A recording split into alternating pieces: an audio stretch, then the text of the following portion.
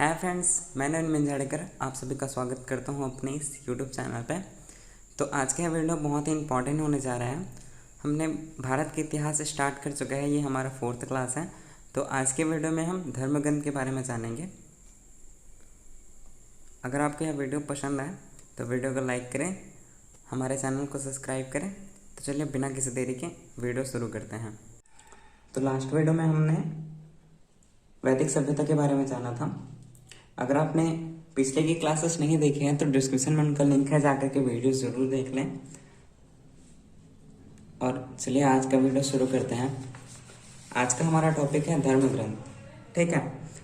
तो धर्म ग्रंथ के अंतर्गत हम आज पढ़ेंगे वेद के बारे में, पढ़ेंगे वेदांत,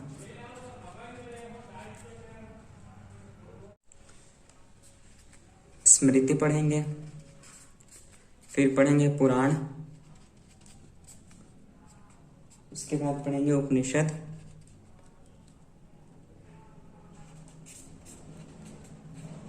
तो चलिए स्टार्ट करते हैं। सबसे पहले वेद के बारे में।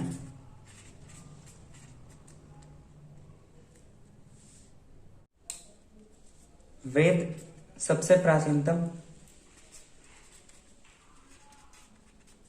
प्राचीनतम ये धर्म ग्रंथ है, ठीक है। वेद के रचयिता महर्षि कृष्ण द्वैपायन वेदम व्यास जी हैं।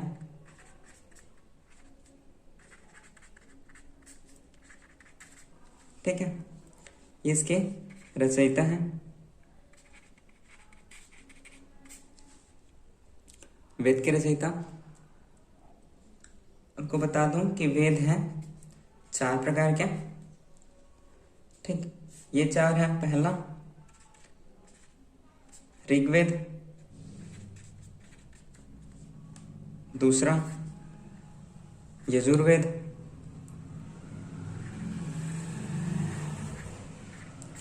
तीसरा है सामवेद, चौथा है अथर्ववेद, ठीक। इस प्रकार से वेद 4 भागों में डिवाइड है। तो सबसे पहले देख लेते हैं हम ऋग्वेद के बारे में।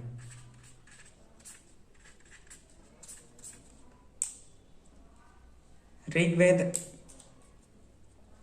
सबसे प्राचीन वेद है, ठीक है।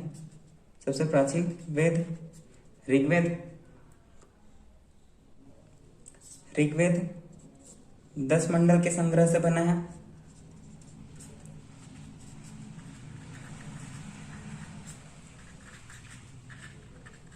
ठीक, ऋग्वेद में गायत्री मंत्र का उल्लेख किया गया है।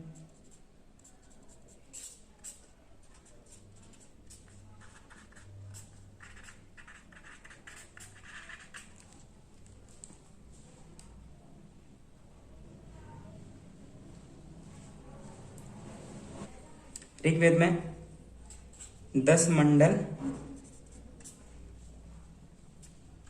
1028 श्लोक, या इसी को ही सूक्त कहते हैं, और 10,462 ऋचाएं हैं, ठीक है, या रचनाएं कह सकते हैं आप। ये ऋग्वेद में 10 मंडल 1028 श्लोक सूक्त, साथ ही 10,462 रचनाएं हैं। और इन रचनाओं को पढ़ने वाले को होत्र कहते हैं, ठीक। इन्हें पढ़ने वाले को होत्र कहते हैं। ऋग्वेद के तीसरे मंडल में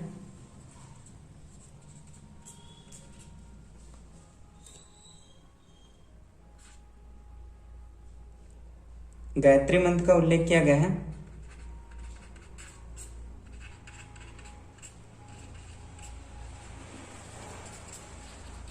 गायत्री मंत्र का उल्लेख, ठीक है।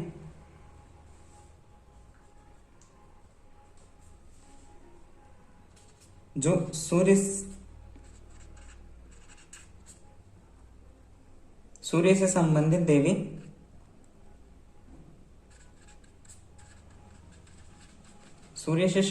देवी सावित्री को संबोधित है। सावित्री को संबोधित है। ठीक, आगे देखते हैं।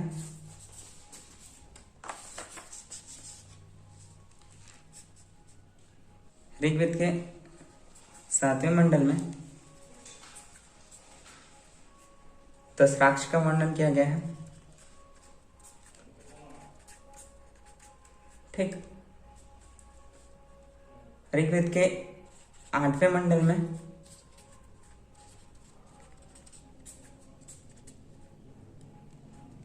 हस्तलिखित ऋचाएं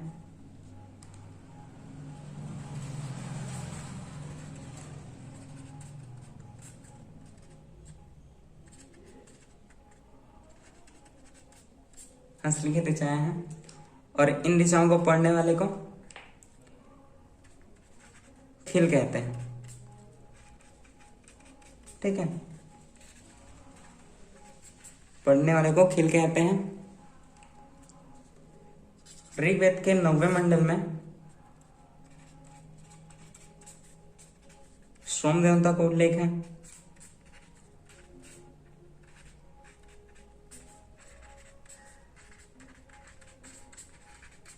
ठीक, और ऋग्वेद के 10वें मंडल में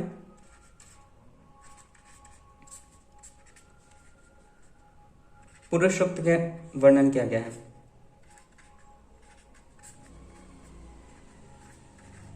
पुरुष सूक्त वर्ण व्यवस्था। ठीक है, पुरुष सूक्त या वर्ण व्यवस्था, इसमें ब्राह्मण, क्षत्रिय,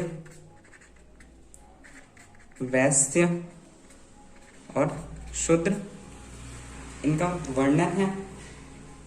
ठीक है, अगला वेद है यजुर्वेद।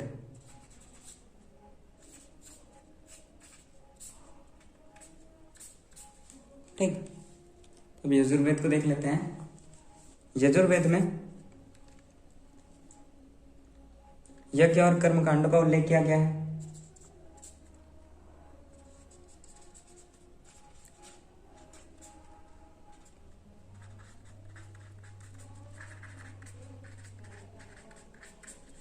यज्ञ और कर्म कांडों का उल्लेख यजुर्वेद में।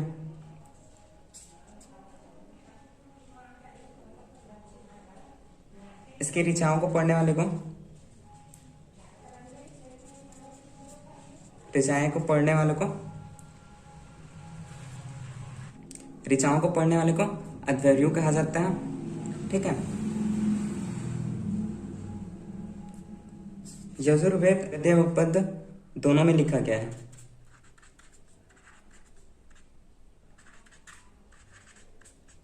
ठीक है, ये दोनों में लिखा हुआ वेद है।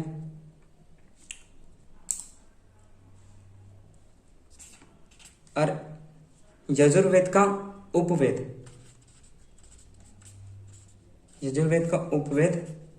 धनुर्वेद है। धनुर्वेद, ठीक है, मैंने शायद ऋग्वेद का उपवेद नहीं बताया था, तो ऋग्वेद का उपवेद है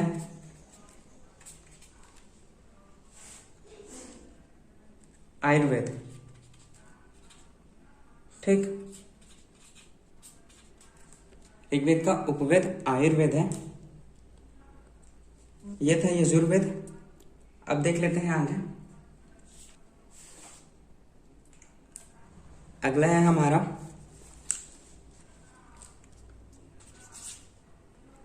सामवेद। ठीक है, तो सामवेद में देवताओं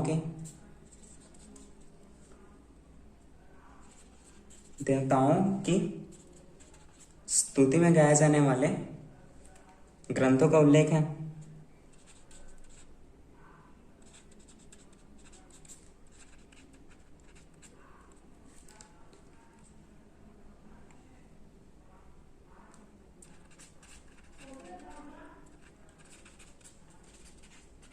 ठीक, सामवेद में देवताओं की स्तुति में गाए जाने वाले ग्रंथों का उल्लेख है। उपवेद है।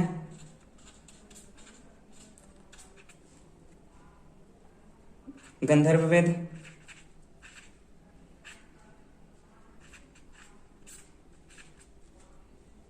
ठीक।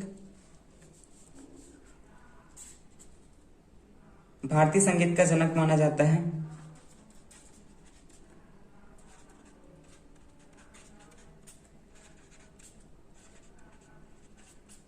सामवेद को ही भारतीय संगीत का जनक माना जाता है। ठीक है, तो अब देख लेते हैं अगला।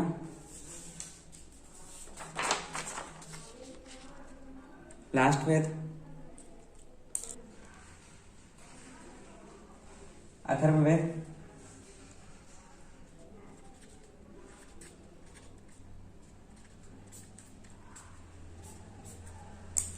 तो अथर्ववेद वेद का उपवेद है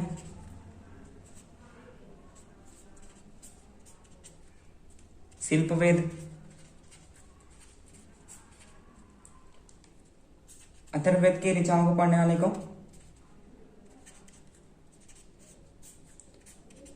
वाले को ब्रह्मा कहा जाता है। अथर्ववेद में जादू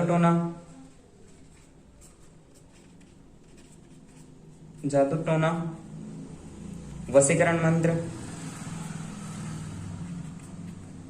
बलिदान, इन सभी का उल्लेख है अथर्ववेद में। अथर्ववेद ही कन्या के जन्म की निंदा करता है।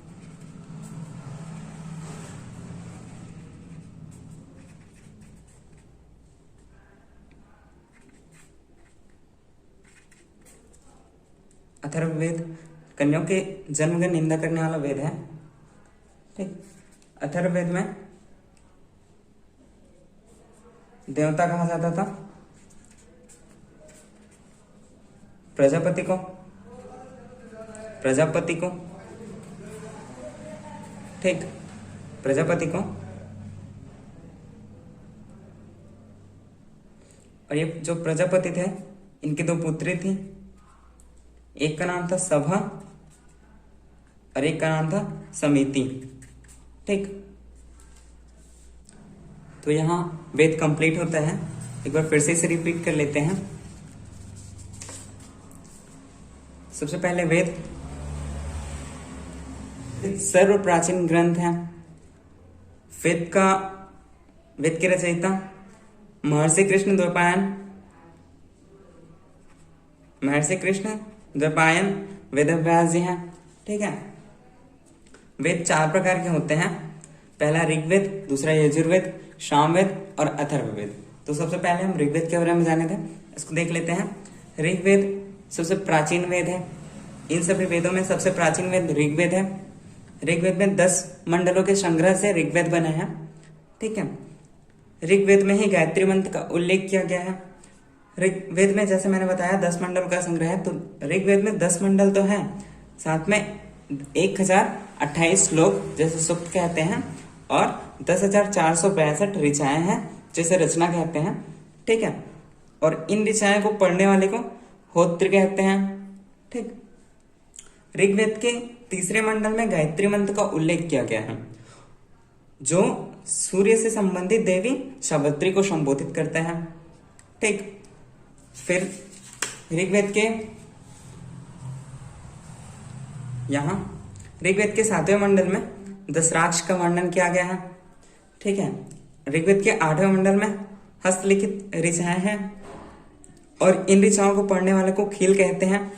ठीक है, ऋग्वेद के 9वें मंडल में सोम देवता का उल्लेख किया गया है। ऋग्वेद के 10वें मंडल में पुरुषोक्त है या वर्ण व्यवस्था आप कह सकते हैं। इसमें ब्राह्मण, क्षत्रिय, वैश्य, शूद्र इन सभी का वर्णन किया गया है। ऋग्वेद का उपवेद आयुर्वेद है। ठीक है, ऋग्वेद का उपवेद आयुर्वेद, यहाँ पे ऋग्वेद कंप्लीट होता है। फिर देख लेते हैं अगला वेद यजुर्वेद। ठीक है, यजुर्वेद में यज्ञ और कर्म कांडों का उल्लेख किया गया है। ऋग्वेद की ऋचाएं को पढ़ने वाले को अथर्वणवेद कहे जाते हैं। ऋग्वेद एक ऐसा वेद है जो गद्य और पद्य दोनों में लिखा गया है। ऋग्वेद का उपवेद धनुर्वेद है।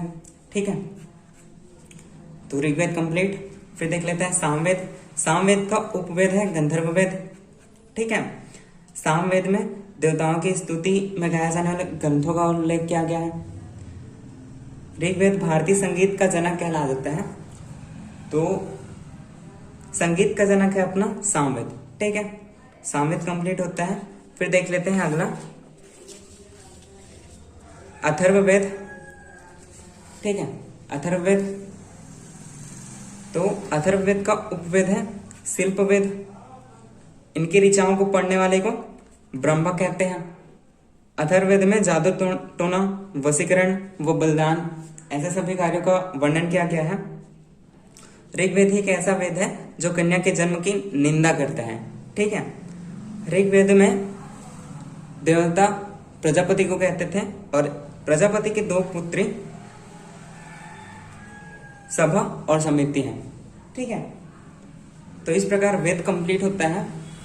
फिर देख लेते हैं हम वेदांग के बारे में।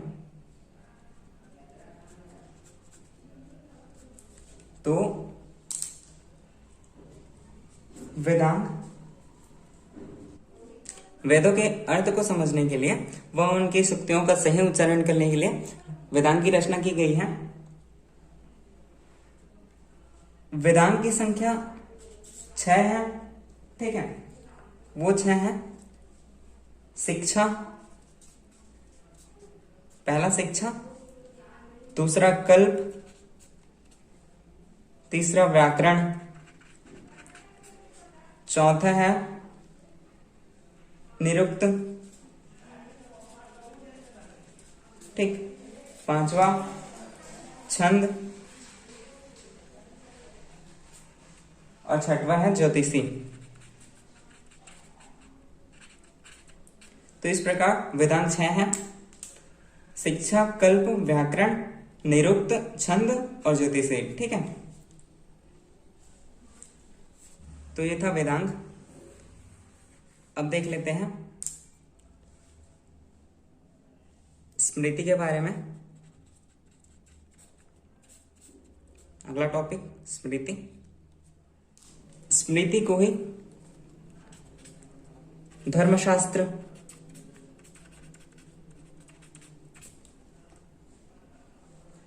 धर्मशास्त्र भी कहते हैं। ठीक है, इन स्मृतियों में मनुस्मृति सबसे प्राचीन है।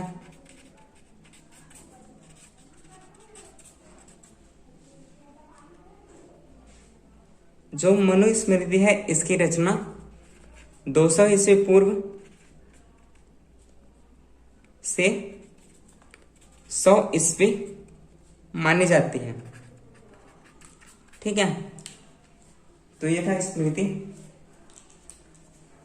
स्मृति में इतना ही देखते हैं। फिर देख लेते हैं अगला पुराणों के बारे में। तो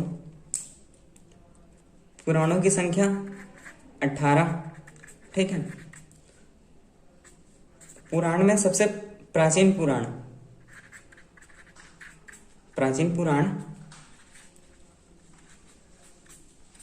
है अपना मत्स्य पुराण। मत्स्य पुराण सबसे प्राचीन पुराण है। ठीक, तो ये जो मत्स्य पुराण है ये आंध्र, सातवाहन, वन से संबंधित है।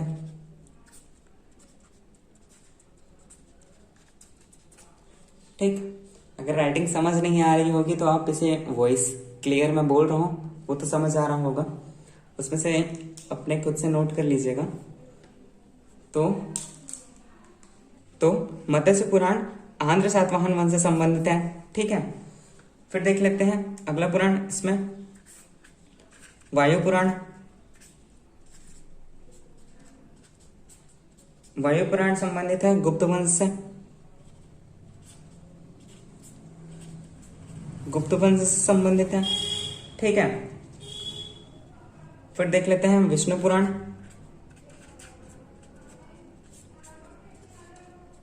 विष्णु पुराण ये संबंधित है मौर्य वंश से। ठीक, तो ये पुराणों की संख्या 18 है। ठीक है, इसमें पांचों पुराण में राजाओं के वंशावली का वर्णन किया गया है। राजाओं के वंशावली का वर्णन। ठीक है,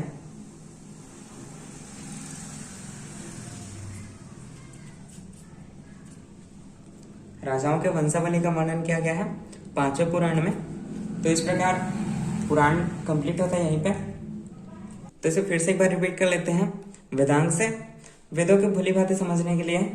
ठीक है, वेदांग की रचना की गई है। वेदांग 6 होते हैं, शिल्प, कल्प, व्याकरण, निरुक्त, छंद और ज्योतिषी। ये था अपना वेदांग। उसी प्रकार स्मृति जिसे धर्मशास्त्र भी कहा जाता है। ठीक है, इसमें मनुस्मृति सबसे प्राचीन स्मृति है, जिसकी रचना 200 ईस्वी पूर्व से 100 ईस्वी मानी जाती है। तो यह था अपना स्मृति। अब देख लेते हैं पुराणों की संख्या 18 है। ठीक है, सबसे प्राचीन पुराण मत्स्य पुराण है। ठीक है, यह मत्स्य पुराण आंध्र सातवाहन वंश से संबंधित है। उसी प्रकार वायु पुराण गुप्त वंश से संबंधित है। विष्णु पुराण मौर्य वंश से संबंधित है। 18 पुराण में से 5 पुराण में राजाओं की वंशावली का वर्णन किया गया है। ठीक है, तो इस प्रकार अपना वेदांत स्मृति पुराण कंप्लीट होता है इस पर। अब लास्ट टॉपिक देख लेते हैं। तो लास्ट टॉपिक है इसमें उपनिषद। ठीक है, तो उपनिषद की संख्या है 108। ठीक, उपनिषद की संख्या 108। उपनिषद में गुरु के समय बैठकर ज्ञान प्राप्त किया जाता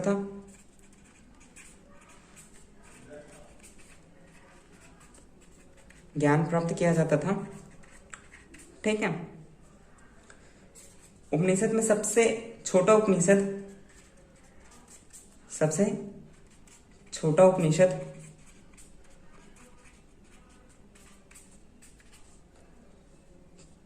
छंदोग्य उपनिषद है।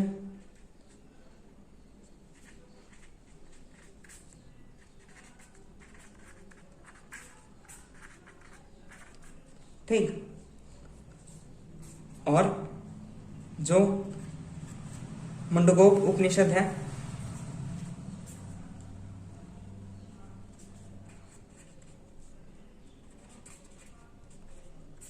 इसी में से हमारा आदर्श वाक्य सत्यमेव जयते लिया गया है।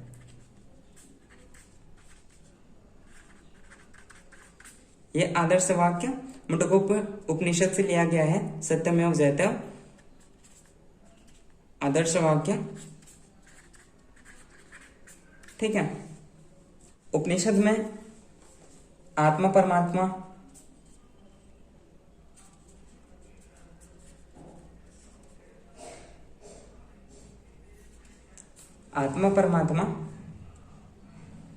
एवं संसार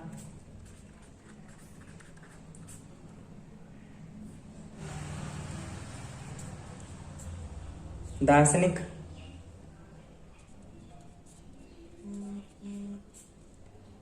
विचारों का संग्रह मिलता है। ठीक है,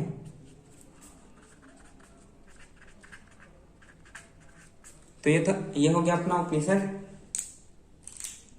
उपनिषद की संख्या 108। ठीक है, इसमें गुरु के समूह बैठकर ज्ञान प्राप्त किया जाता है उपनिषद में। सबसे छोटा उपनिषद छंदोग्य उपनिषद है। उपनिषद के मंडकोपनिषद उपनिषद में सत्यमेव जयते जो अपना आदर्श वाक्य है वो लिया गया है। उपनिषद में आत्मा परमात्मा एवं संसार के प्रचलित दार्शनिक विचारों का संग्रह मिलता है। ठीक है, तो ये हो गया अपना उपनिषद, ये पुराण, स्मृति, वेदांत। ठीक, और ये हो गया अपना वेद। तो हमने धर्म ग्रंथ के वेद, वेदांत, स्मृति, पुराण, उपनिषद इन सभी को यहाँ पे कंप्लीट कर लिया।